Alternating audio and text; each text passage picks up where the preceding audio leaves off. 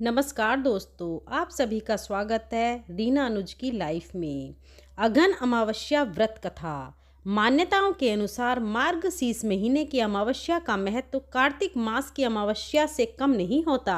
ऐसा माना जाता है कि मार्गशीर्ष मास की अमावस्या पर लक्ष्मी पूजन करने और व्रत करने से सभी पापों का नाश हो जाता है। इसके अलावा भगवान श्री कृष्ण ने मार्गशीर्ष माह में ही भगवत गीता का दिव्य ज्ञान दिया था। इसलिए इस माह की अमावस्या तिथि को बहुत ही लाभकारी और पुण्य फल देने वाला माना जाता है। पितरों की पूजा करने के लिए आज का दिन सबसे शुभ दिन होता है। मान्यता है कि आज के दिन किए गए पूजन और व्रत से पितर भी प्रसन्न होते हैं और पितृदोष भी दूर हो जाता है। इसके अलावा मार्गशीर्ष अमावस्या का व्रत करने से कुंडली के दोष दूर होते हैं। आज के दिन गंगा जी में स्नान करने का विशेष महत्व है। गंगा जी में आस्था की डुबकी लगाने से भक्तों के सभी पाप मिट जाते हैं।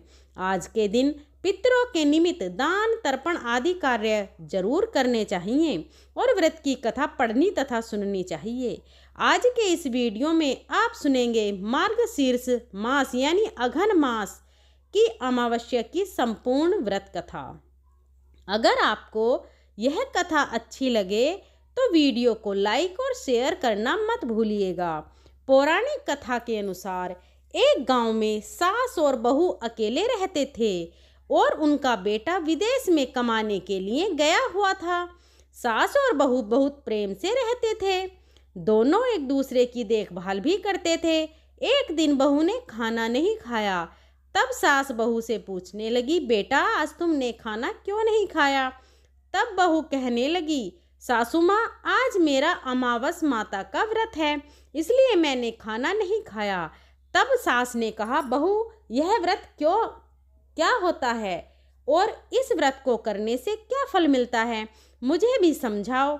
तब बहू कहने लगी, सासू माँ अमावस माता का व्रत करने से बहुत पुण्य मिलता है, घर में अन्न धन भरा रहता है, सुख शांति बनी रहती है और अटल सुहाग मिलता है तथा पुत्र की प्राप्ति होती है। इसी तरह से 3 पनौती अमावस माता का व्रत भी रखा जाता है। इस व्रत में हर वर्ष अलग अलग खाना खाया जाता है और विष्णु भगवान के मंदिर में चढ़ावा या चढ़ाया जाता है या फिर किसी ब्राह्मण को दान दक्षिणा दी जाती है। इस व्रत में पहले साल शक्कर घी और चावल से बना खाना खाया जाता है। पहले साल व्रत पूर्ण होने के बाद 1.25 किलो चावल, 1 कटोरी घी और 1 कटोरी शक्कर का दान किसी ब्राह्मण देवता को दान में दिया जाता है। दूसरे साल जौ, घी और शक्कर से बना खाना खाया जाता है। इसी तरह जब दूसरे साल का व्रत पूर्ण हो जाए तब 1.25 किलो जौ, 1 कटोरी घी और 1 कटोरी शक्कर किसी मंदिर में चढ़ाया जाता है या किसी ब्राह्मण को दान में देना होता है। तीसरे साल गुड़, तिल और घी से बने व्यंजन खाने चाहिए। जब तीसरे साल व्रत पूर्ण हो जाए तब आधा किलो तिल, गुड़ और 1 कटोरी घी किसी मंदिर में चढ़ाया जाता है या ब्राह्मण को दान में दिया जाता है। सासू माँ इसे ही 3 पनौती अमावस्या का व्रत कहा जाता है। फिर बहू बताने लगी कि माँ जी इस व्रत का संकल्प लेने के बाद इसे पूरा करना जरूरी होता है। अगर पूरा नहीं कर सकते तब घर परिवार में झगड़ा और अशांति हो जाती है। तब सासू माँ कहने लगी, बहू मेरी तो उम्र हो गई है लेकिन तुम यह व्रत पूरा जरूर करना। तब बहू यह व्रत करना प्रारंभ करती है। एक दिन बहू ने किसी के कहने पर गेहूं से बनी रोटी खा ली और अमावस माता इस बात से नाराज हो गई। जो सास और बहू कभी बहुत प्रेम से रहती थी, अब उन दोनों में झगड़े होने लगे। सभी गांव वाले भी हैरान हो गए कि इनके घर में यह सब क्या हो रहा है। सास अपनी बहू को कहने लगी, जब से तुम हमारे घर में बहू बनकर आई हो तब से हमारे घर की लक्ष्मी चली गई है, तुम हमारे लिए बिल्कुल शुभ नहीं हो।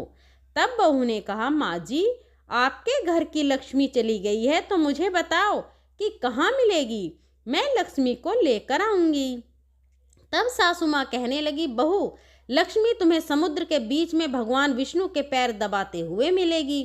तब बहू यह कहकर चली जाती है कि माँ जी, अब तो मैं लक्ष्मी जी को लेकर ही वापस आऊंगी, नहीं तो मैं इस घर में पैर नहीं रखूंगी।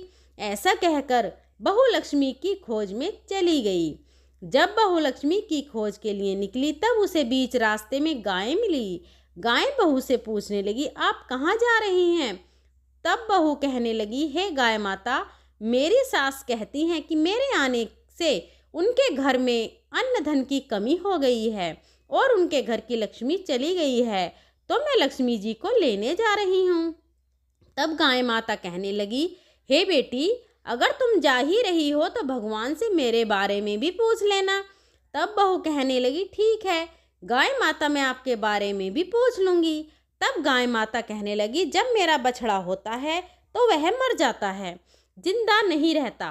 तुम लक्ष्मी जी से पूछ लेना कि आखिरकार मेरे साथ ऐसा क्यों हो रहा है, मैंने ऐसे कौन से कर्म किए हैं जिसकी सज़ा मुझे मिल रही है।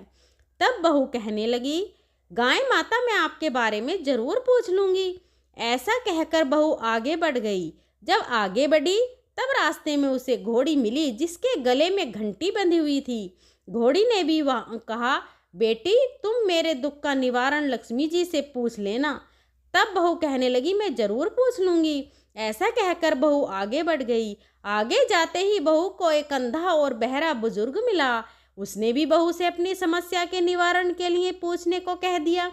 तब बहू उसकी समस्या भी भगवान से पूछने को कहकर आगे बढ़ गई। आगे जाते ही बहू को एक बूढ़ी औरत मिली जो कि हाथ और पैर से अपाहिज थी। उसने भी बहू से कहा, बेटी, जब तुम भगवान से मिलो तो उनसे पूछना कि आखिरकार मैं अपाहिज क्यों हुई, मैंने ऐसे कौन से कर्म किए थे। तब बहू उसकी समस्या पूछने के लिए तैयार हो गई और फिर आगे बढ़ गई। आगे जाते जाते बहुत थक गई और एक आम के पेड़ के नीचे बैठ गई। आम का पेड़ बड़ा खुश होकर बहू से पूछने लगा, बेटी, तुम कहाँ से आई हो और कहाँ जा रही हो? तब बहू कहने लगी, मैं लक्ष्मी जी को लेने जा रही हूँ। तब पेड़ भी अपनी समस्या भगवान से पूछने के लिए कहने लगा, मेरे पेड़ पर लगे हुए आम खट्टे ही क्यों होते हैं, इस बारे में बहू रानी भगवान से ज़रूर पूछ लेना। तब बहू पेड़ की समस्या लेकर आगे बढ़ गई। थोड़ी दूर जाने पर बहू को एक तलाई मिली। वह भी बहू से कहने लगी, बहू, तुम भगवान से पूछना कि मेरी तलाई का पानी इतना मैला क्यों है, कोई भी यहाँ आकर पानी नहीं पीता। तब बहू कहने लगी, जरूर पूछ लूँगी। ऐसा कहकर बहू आगे बढ़ गई। बहुत दिन में से जंगल में चलते चलते वह थक गई थी। उसे भूख भी लगी थी, लेकिन खाने को कुछ नहीं मिला तो वह भूख और प्यास से बेचैन हो गई और जंगल में बेहोश हो गई। उसी समय भगवान श्री हरि और माता लक्ष्मी घूमते हुए उधर जा रहे थे।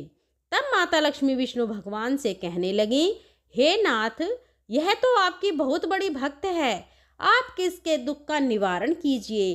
तब भगवान श्री हरि कहते हैं, इस संसार में तो बहुत से जीव दुखी हैं, सभी अपने अपने कर्मों का फल भोग रहे हैं, मैं किसके दुख का निवारण करूं। तब माता लक्ष्मी भगवान श्री हरि से विनती करने लगी, कहने लगी कि वह भूखी प्यासी हैं, अगर इसे ऐसे में जंगल में छोड़ दिया जाए तो जंगल के जानवर इसे खा डालेंगे।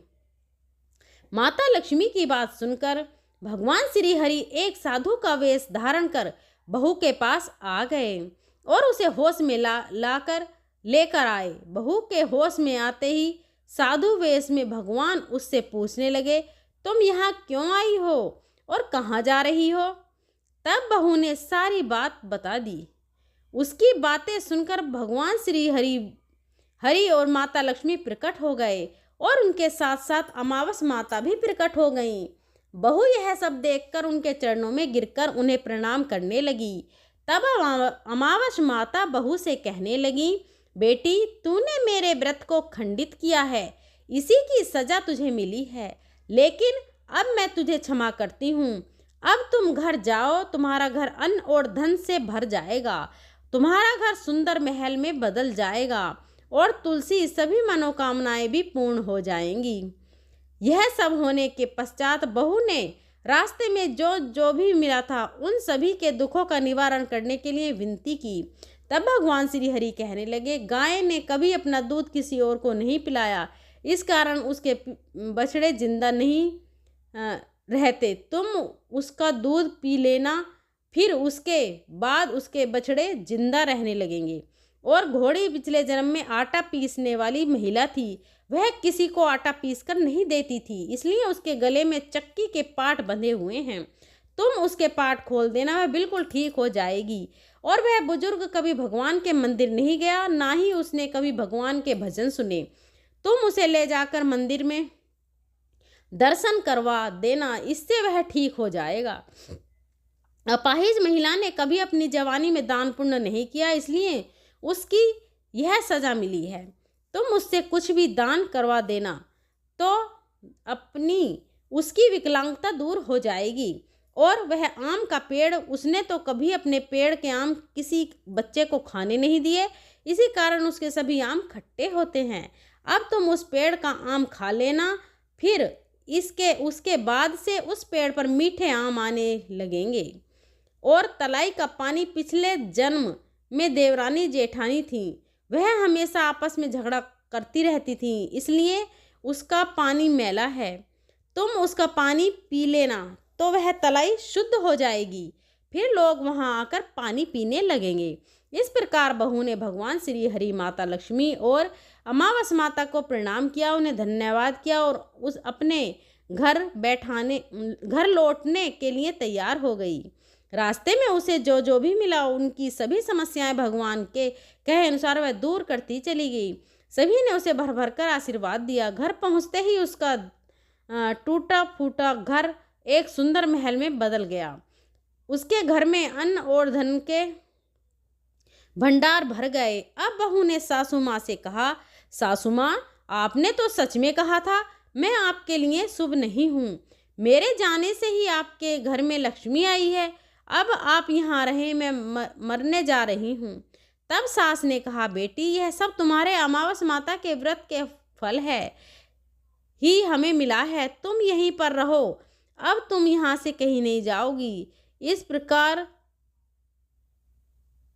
प्रकार सास और बहू खुशी खुशी रहने लगे। और फिर एक दिन सास का बेटा भी विदेश से वापस लौट आया। घर में जब उसने खूब धन दौलत और धन के भंडार देखे, तब उसकी माँ ने सारी बात अपने बेटे को बता दी। इस प्रकार वह लोग खुशी खुशी रहने लगे और तीनों मिलकर अमावस माता के व्रत रखने लगे। बोलिए अमावस माता की जय। हे अमावस माता, इस कथा को कहने, सुनने और हुंकारा भरने वाले सभी भक्तों के घर में धन धान्य के भंडार भरना, सभी की रक्षा करना।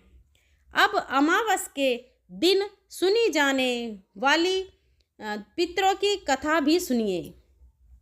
पौराणिक कथा के अनुसार जोगे और भोगे नाम के दो भाई थे।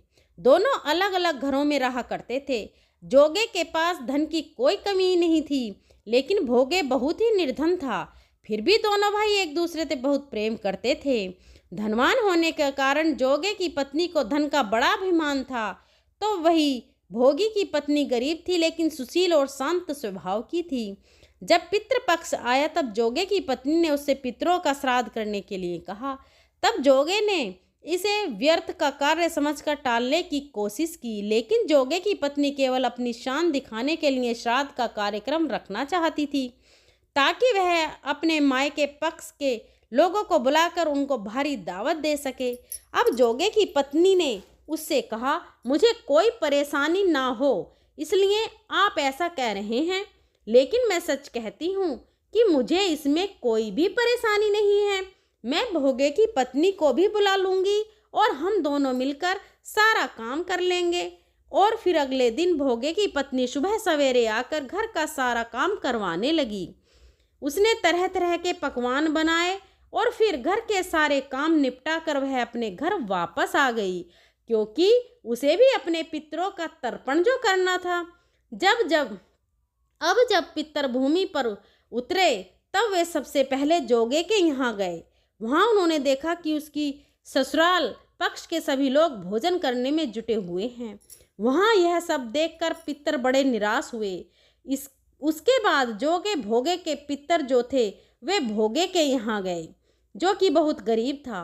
वहाँ जाकर उन्होंने देखा कि मात्र पितरों के नाम पर केवल अंग्यारी दे दी गई है। पितर उसके राख चाटते हैं और फिर भी भूखे ही रह जाते हैं और इस प्रकार भूखे ही नदी के तट पर पहुंच जाते हैं, क्योंकि भोगे के यहाँ पकवान बनाने के लिए कोई भी सामग्री नहीं थी। अब थोड़ी ही देर में सारे पितर अपने अपने यहाँ का श्राद्ध ग्रहण करके इकट्ठे हो गए और फिर वे आपस में बताने लगे कि उनकी संतानों ने किस किस तरह से उनके लिए श्राद्ध के पकवान बनाए थे। जब सभी पितरों ने अपनी अपनी संतान के द्वारा किए गए तर्पण का वर्णन कर दिया, तब बारी आई जोगे भोगे के पितरों की। अब जोगे भोगे के पितरों ने भी सारी बात बता दी। अब उन्होंने सोचा कि अगर भोगे निर्धन नहीं होता तो शायद श्राद्ध करने में बड़ा समर्थ होता और इस प्रकार उन्हें भूखा वापस नहीं आना पड़ता, क्योंकि भोगे के घर में तो खाने के लिए 2 जून की भी रोटी नहीं थी। यह सब बातें सोचकर पितरों को भोगे पर दया आ गई और अचानक वे नाच नाच कर गाने लगे कि भोगे के घर धन हो जाए, भोगे के घर धन हो जाए। इस तरह भोगे के पितर भोगे को आशीर्वाद देते रहे। अब शाम का समय हो गया था, लेकिन भोगे के घर में खाने के लिए कुछ भी नहीं था। उसके बच्चे सुबह से भूखे थे। अब शाम के समय बच्चों ने अपनी माँ से कहा, माँ माँ भूख लग रही है। तब उन्हें टालने के लिए गुस्से से गरज कर भोगे की पत्नी ने कह दिया, जाओ आंगन में जो होदी रखी है उसे जाकर खोल लो, उसमें जो भी मिल जाए आपस में बांटकर खा लेना। अब बच्चों ने वहां जाकर जब होदी देखी तो वे दौड़े दौड़े माँ के पास आए और कहने लगे, माँ माँ होदी तो मोहरों से भरी पड़ी है। आंगन में आकर जब भोगे की पत्नी ने यह सब हाल देखा तो उसके आश्चर्य का ठिकाना नहीं रहा। उसने देखा होदी तो सचमुच मोहरों से भरी हुई है, मोहरे भी सोने के थे और इस प्रकार पितरों के आशीर्वाद से भोगे भी धन धान्य से परिपूर्ण हो जाता है। उसके घर में भी धन के भंडार भर जाते हैं। लेकिन भोगे को इस बात का बिल्कुल भी घमंड नहीं हुआ। अब उनके घर में धन की कोई कमी तो थी नहीं, इसलिए अगले साल पूरी श्रद्धा के साथ भोगे और उसकी पत्नी ने अपने पितरों का श्राद्ध किया। भोगे की पत्नी ने पितरों के लिए 56 प्रकार के व्यंजन तैयार किए और उन्होंने ब्राह्मणों को अपने घर पर बुलाकर उन्हें भोजन भी कराया। साथ ही अपने जेठ जेठानी को बुलाकर सम्मान के साथ सोने और चांदी के बर्तनों में भोजन भी कराया।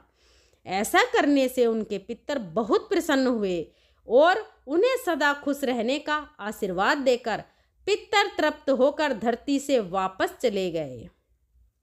यह थी आज की कथाएं। उम्मीद है आपको वीडियो पसंद आई होगी। अगर आपको वीडियो पसंद आई हो तो वीडियो को एक लाइक और चैनल को सब्सक्राइब अवश्य कर लेना। मिलते हैं फिर एक नई वीडियो के साथ। तब तक के लिए जय श्री कृष्णा, राधे राधे, जय भोलेनाथ। धन्यवाद।